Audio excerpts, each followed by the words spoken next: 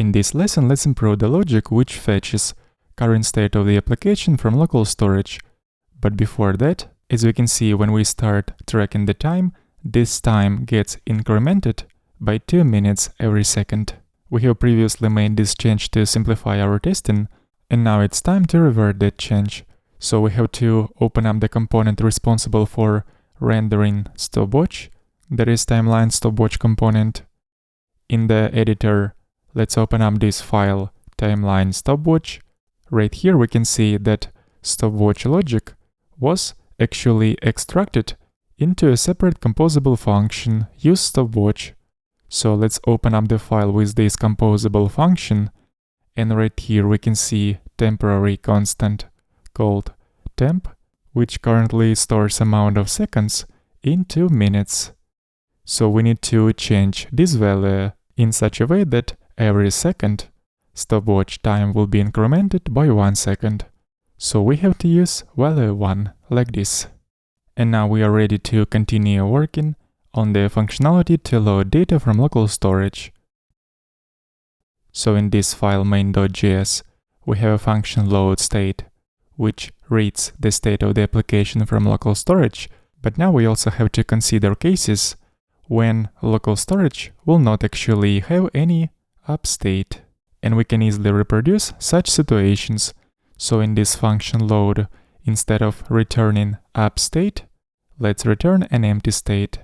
And right away we'll start getting some weird errors in the console. So here we need to write some additional checks to make sure that the state exists.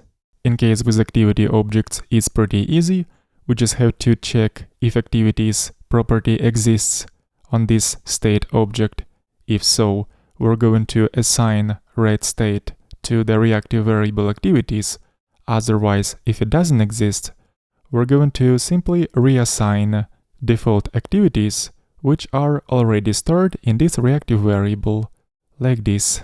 And as for these default activities, we generate them by using generateActivities functions, which generates 3 activity objects for testing.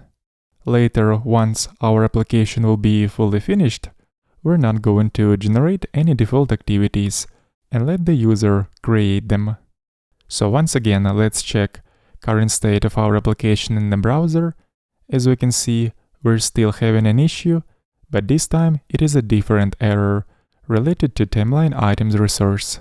So we need to consider the following case. For example, let's assume that we have used this application a couple of days ago. So that state which was saved in the local storage last time we have used the application corresponds to the state of the completely different day which has already passed. And this means that the state which is stored inside of local storage is kind of updated because it doesn't correspond to today's date. So in this case, we're not supposed to load outdated state. So in here, let's write the following check. We're going to use the new function isToday, which we're about to define soon. This function is going to check if the date when we saved state of our application into local storage corresponds to a different day other than today.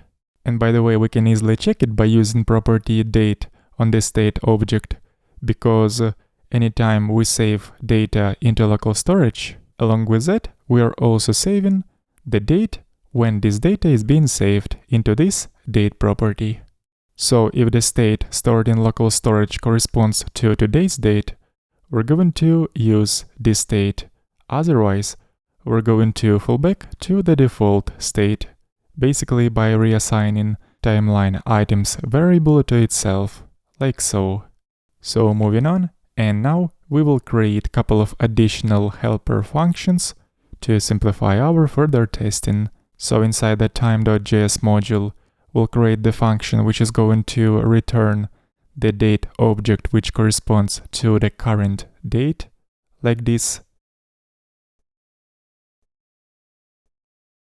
In the same way, we're also going to create similar function, but for getting the date which corresponds to the tomorrow.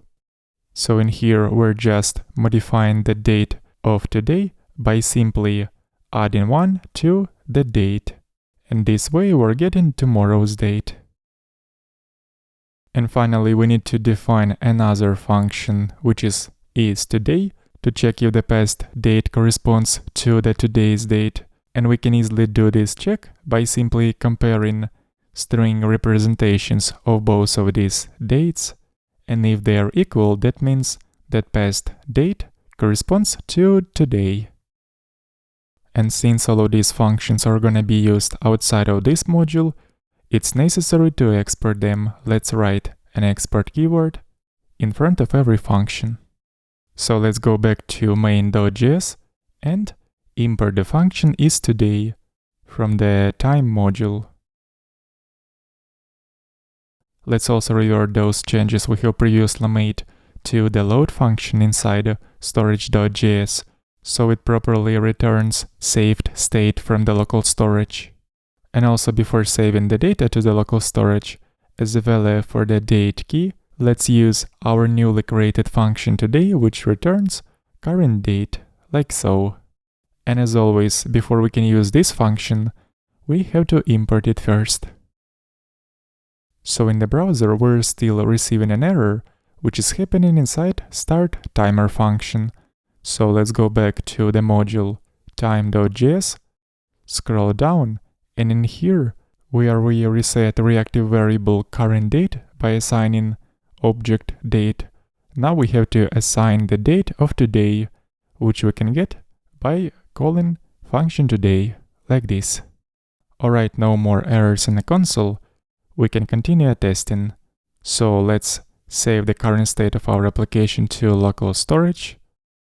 Let's open it up and see what date this state corresponds to. So today is November 11, which is the date stored under the date key right here. And now let's mock the function which returns current date, this function today. So we'll make this function to return date which corresponds to tomorrow.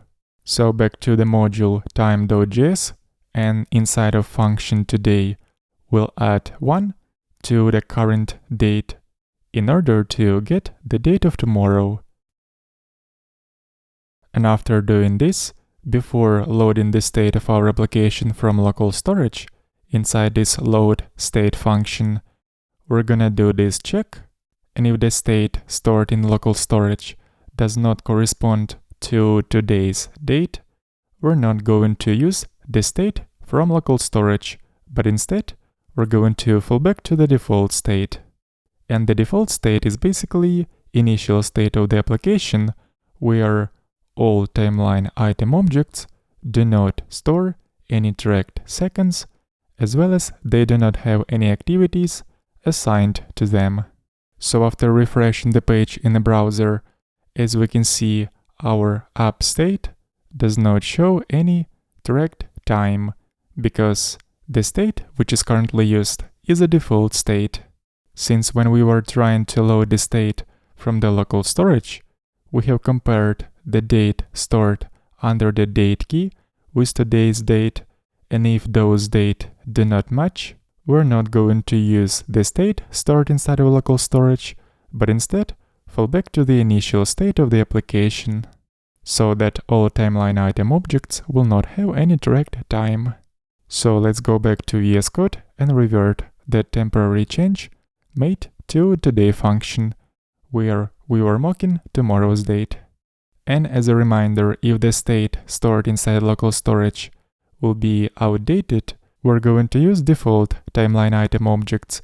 These objects are generated by using generateTimelineItems function inside timeline_items module. And this function generates 24 of such objects, where each object corresponds to a particular hour in a day. And with that, let's finish this lesson. The link to the source code of this project will be in the video description.